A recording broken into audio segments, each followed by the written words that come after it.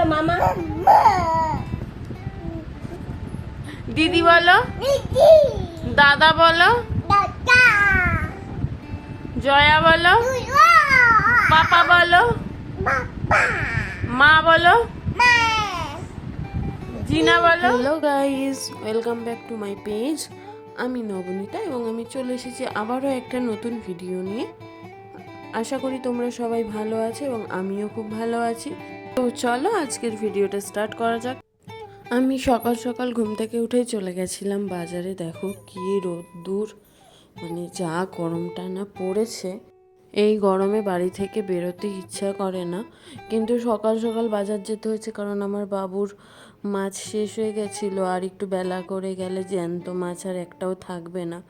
তো আমি এখানে এসে একটা জ্যান্ত কাতলা মাছ নিয়ে নিয়েছি, নেওয়া হয়ে গেছে মাছটা। এবার আমি মাছ বাড়ি যাব। আর কিছুটা চিকেন নিয়ে এসেছিলাম।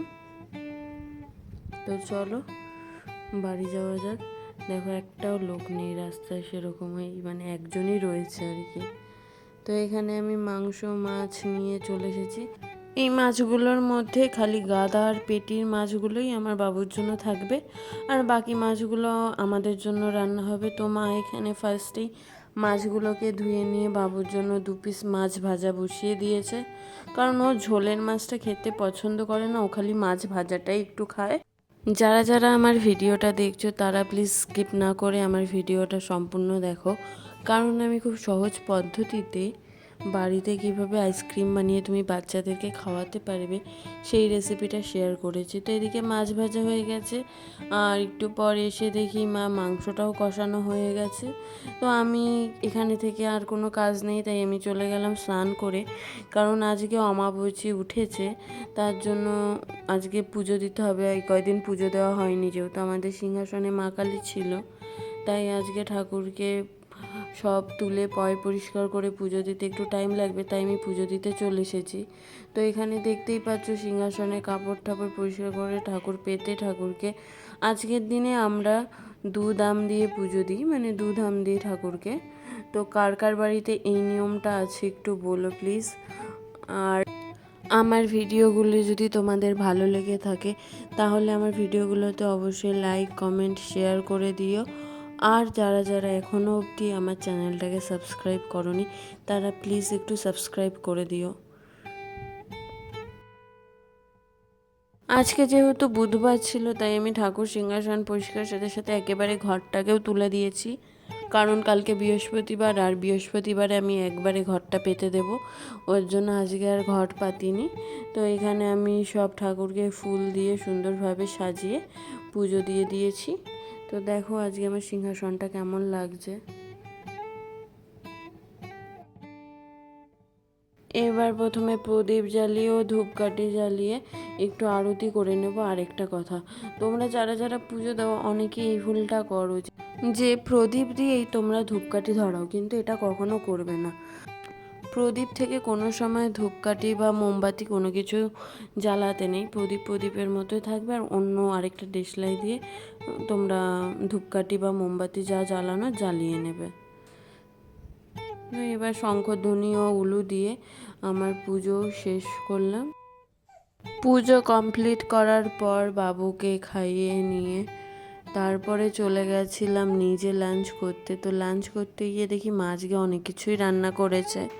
তো এখানে ফার্স্টেই দেখলাম মা কিছুটা শাক ভাজা, ভেন্ডি ভাজা, ভাত, পুঁটি মাছ আলু দিয়ে চচ্চড়ি, আর এই কাতলা মাছের মাথাটা দিয়ে ঝোল করেছে কাঁচকলা আলু দিয়ে, চিকেন আর আমড়া দিয়ে ডাল, মানে অনেক কিছুই করেছিল, আর খুব ভালোই হয়েছিল সব কটা খেতে।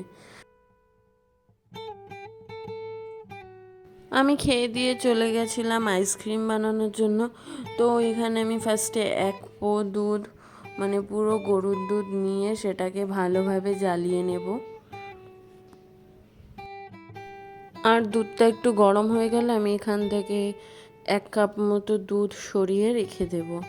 আর এখানে আমি এই সময় আম্রপালি আম পেয়েছি, অন্য আমটা আমি পাইনি, তো এখানে একটা বড় সাইজের আম্রপালি আম নেব। তো এখানে দেখো দুধটা ফুটে উঠেছে। তো তো এবার যে আমি দুধটা তুলে রেখেছিলাম সেই দুধে আমি 2 চামচ আমুল দুধ মিশিয়ে নিয়েছিলাম। এবার এই ফুটন্ত দুধের মধ্যে এই আমুল দুধের মিশ্রণটা দিয়ে দেব, দিয়ে হালকা হাতে একদম নাড়ব, দুধটাকে একটু ঘন হওয়া অবধি নাড়ব। আর যেন গ্যাসটা একটু সিম থাকে, আর নাড়া বন্ধ করা যাবে না, নাড়া বন্ধ করলে কিন্তু দুধটা উতলে গিয়ে পড়ে যাবে। আমি একবার খেয়াল করিনি, ক্যামেরা করতে গিয়ে আমার একবার দুধটা পড়ে গেছে। তো তোমরা এই ভুলটা কখনো করবে না, তোমরা হালকা হাতে এটাকে 5 মিনিট মতো নাড়তে থাকবে।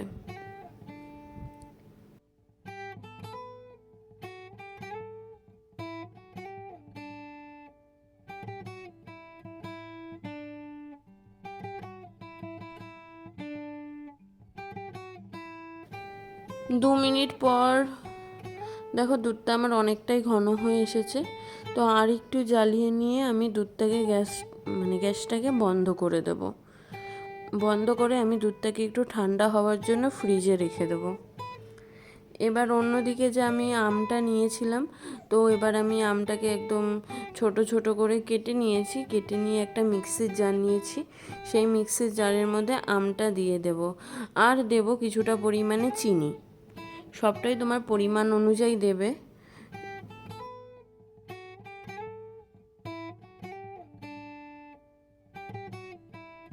এবার এতে যে দুধটা তুমি জ্বালিয়ে রেখেছিলে সেই দুধটা দিয়ে দেবে। তো আমি দুধটা দিয়েছিলাম, তখনও দেখছিলাম যে ধোঁয়া উঠছিল, মানে একটু গরম ছিল। এটা গরম অবস্থায় কখনোই ব্লেন্ড করবে না। আমি এই অবস্থায় মিক্সির জারটাকে আটকে রেখে কিছুক্ষণের জন্য ফ্রিজে রেখে দিয়েছিলাম, প্রায় 10 মিনিট মতো। 10 মিনিট পর মিক্সির জারটাকে বের করে মিক্সি করে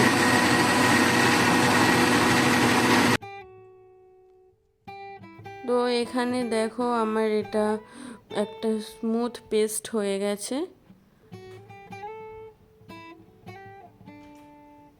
দেখো কি সুন্দর দেখতে হয়েছে না? তো এখন একটু একটু দেখলাম যে দানা দানা রয়েছে, তো আমি আরেকবার একটু মিক্সি করে নেব। মিক্সি করে নিয়ে আমি এখানে একটা কৌটোতে বসাবো, মানে আমি বার আইসক্রিমের মতো বসিয়েছি। তোমরা চাইলে ছোট ছোট যে কাপ হয় বা বাটি হয়, চায়ের কাপ কিনতে পাওয়া যায় কাগজে, তাতেও বসাতে পারো। এবার এটাকে আমি আটকে এটাকে আমি 6-7 ঘন্টার জন্য ফ্রিজ করে দেবো। কম করে 6-7 ঘন্টার জন্য এটাকে ফ্রিজ করতে হবে।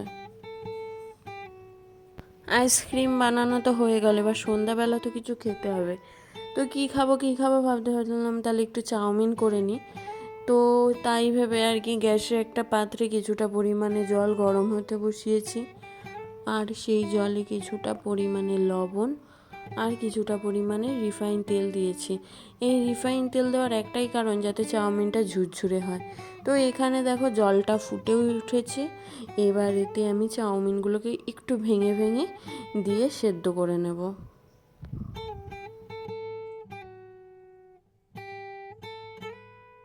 এই দিকের গ্যাসে চাউমিনটাকে সেদ্ধ বসিয়ে অপর দিকের গ্যাসে আমি একটা কড়াই বসিয়ে দিয়েছি।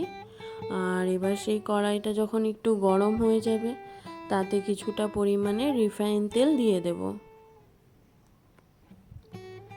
তেলটা গরম হয়ে যাওয়ার পর তাতে কেটে রাখা 1.5 খানা মতো পেঁয়াজ, সেই পেঁয়াজটাকে দিয়ে দেব।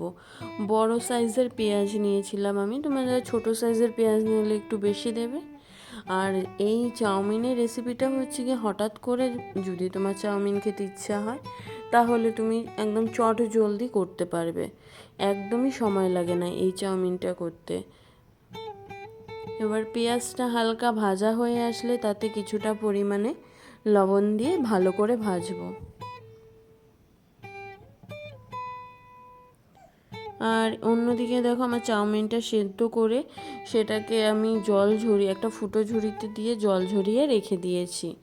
তো এই দিকে আমার পেঁয়াজটা ভাজা হতে হতে এবার আমি তাতে 3-4টে কাঁচা লঙ্কা চিড়ে দিয়ে দেব।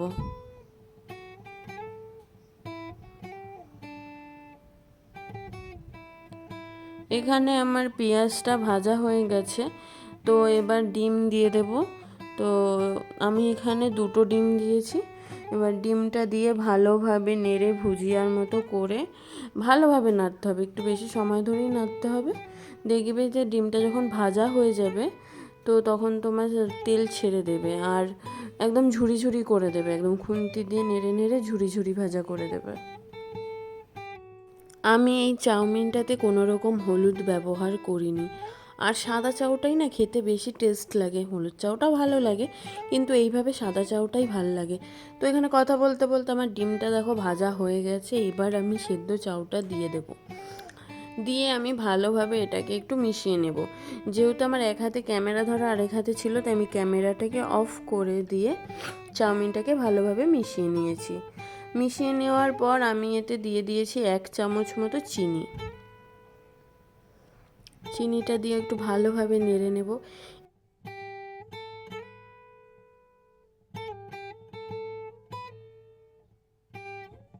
ভাজা হয়ে গেলে তাতে দিয়ে দেব 1 চামচ ডার্ক সোয়া সস। আর যেহেতু আমার কাছে কোনো টমেটো ছিল না, তাই আমি টমেটোটা দিতে পারিনি, তাই একটু দিয়ে দেব টমেটো সস। টমেটো দিলে আর টমেটো সসটা দিতে হবে না, যেহেতু টমেটো দিইনি তাই টমেটো সসটা দিয়ে এবার এটাকে আমি একটু ভালোভাবে ভেজে নেব বা মিশিয়ে নেব।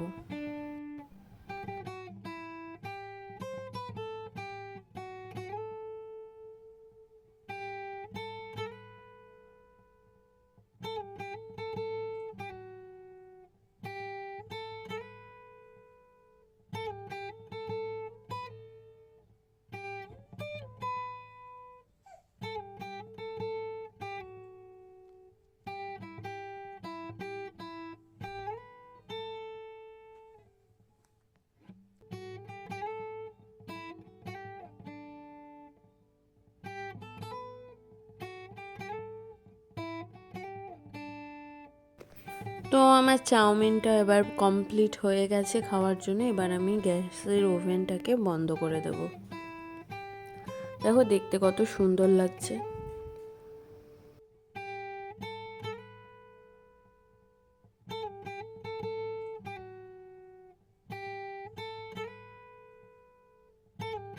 খাওয়ার সময় ওপর থেকে একটু পেঁয়াজ কুচি দিয়ে আমি সার্ভ করে নিয়েছিলাম।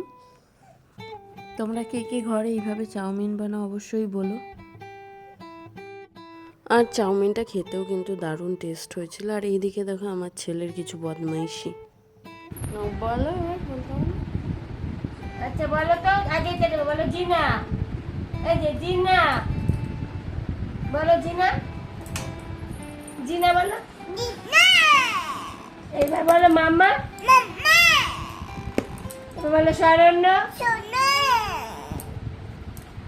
এইবার বলো বৌমা। এবার বলো দেম্মা। দেম্মা দেম্মা। ঠাম্মা। কাকা বলো। কাকি। কাকি বলো কাকি। কাকি বলো কাকি। কাকি। আচ্ছা বলো সানি। সানি। সানি বলো সানি। টনি বলো। রেড বলো red. Monkey. Monkey. Ice cream. Ice ice. Please. Sorry. Sorry.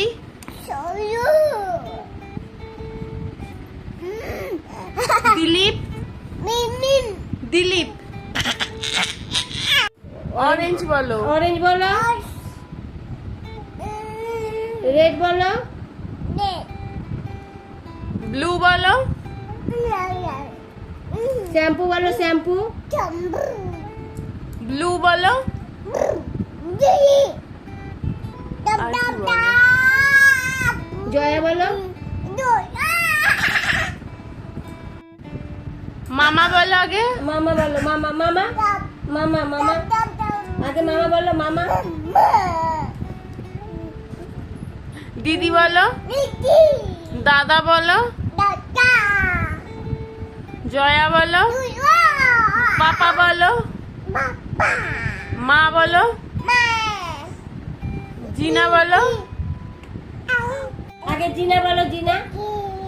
আমার আইসক্রিমটা এতক্ষণে আশা করি জমে গেছে। তো চলো তোমাদেরকে একটু দেখিয়ে দিই আইসক্রিমটা দেখতে কেমন হয়েছে। তো দেখো এখানে পুরো জমে গেছে, আর দেখতেও খুব সুন্দর হয়েছে আর খেতেও দারুণ হয়েছে। তো তোমরাও এভাবে বাড়িতে বানিয়ে ফেলতে পারো, একদম সহজে একটা আইসক্রিম যেটা বাচ্চাদের খাওয়ার জন্য সেফ, কোনো কেমিক্যাল নেই। তো এই ছিল আজকের আমার ভিডিও। তো আমি আবার চলে আসবো নতুন একটা ভিডিও নিয়ে, ততক্ষণের জন্য টাটা।